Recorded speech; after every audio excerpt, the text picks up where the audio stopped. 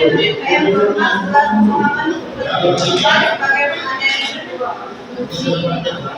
di sini akan menasihatikan mengenai action, dan ending dalam layanan kami. Dari pertama akan sampai ke sini. Yang pertama ada action. Action dalam layanan kami adalah tahap pelaksanaan konkret dari kegiatan kami yang berdasarkan dan proses sebelumnya. Artinya bahwa klien mulai mengambil bersikap setelah melakukan perencanaan area kualitas dan marketing. Pada tahap ini klien tidak hanya merencanakan, tetapi sudah mulai mengambil langkah nyata seperti penawaran pekerjaan, memilih jurusan pendidikan, dan pelatihan keterampilan. Jadi adalah bukti realisasi dari kemudahan karir yang sudah dibuat. Kemudian adalah sebuah hasil atau dampak yang diperoleh oleh klien setelah melakukan 3 kali karir. Misalnya bisa berupa hasil objektif, misalnya diterima kerja, lulus seleksi pendidikan atau punya usaha sendiri.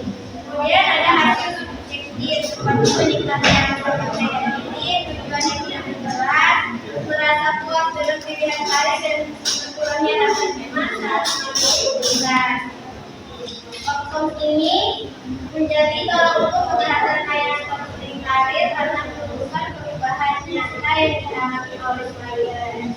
Terus yang ketiga ada setting, itu sebuah tahap pengertian hubungan konseling yang dilakukan secara sadar, terencana, dan profesional setelah tujuan layanan karir tercapai.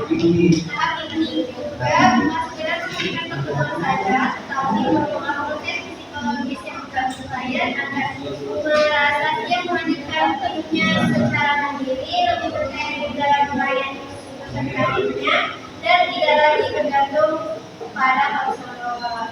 Dari saya, tentunya masih adalah koreksi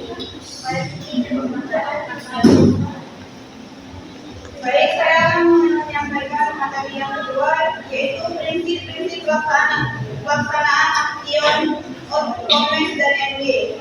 Di sini ada beberapa prinsip yang harus diperhatikan dalam pelaksanaan 3 tahap ini, yaitu yang pertama bersifat partisipatif, klien berperan aktif. Yang kedua itu bersifat berkelanjutan, tidak terputus secara tiba-tiba. Dan yang selanjutnya berorientasi pada kemandirian klien. Dan bersifat evaluatif, selalu dilakukan penilaian hasil. Dan yang terakhir itu ada menjaga etika dan profesionalitas konselor. Dan yang kedua itu ada peran konselor dalam tahap action, outcomes, dan ending.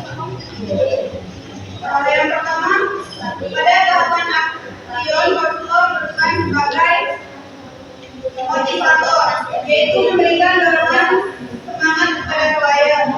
Dan yang kedua, fasilitator, membantu menyediakan sumber informasi dan peluang. Yang ketiga ada pendampingan, itu membantu klien menghadapi hambatan psikologis.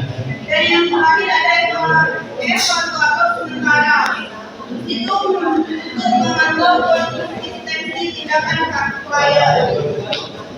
Dan pada tahap konselor sebagai yang pertama melakukan evaluasi keberhasilan tindakan klien, dan yang kedua membantu klien merefleksikan pengalaman selama proses action.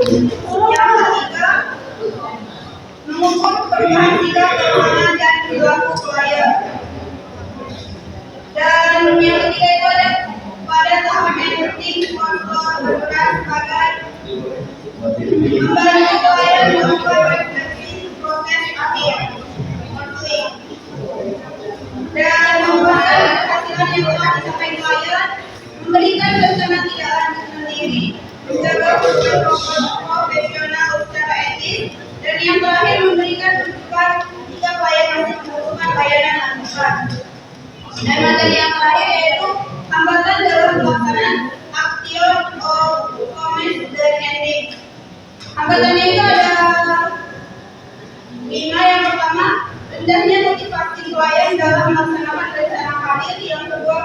lingkungan lingkungan seperti keluarga atau sosial, yang ketiga hambatan ekonomi, dan yang keempat ketakutan gagal dalam mengambil keputusan. Kelima, ketergantungan wilayah terhadap kontrol. Ini cukup. Selanjutnya saya kasih Pak moderator.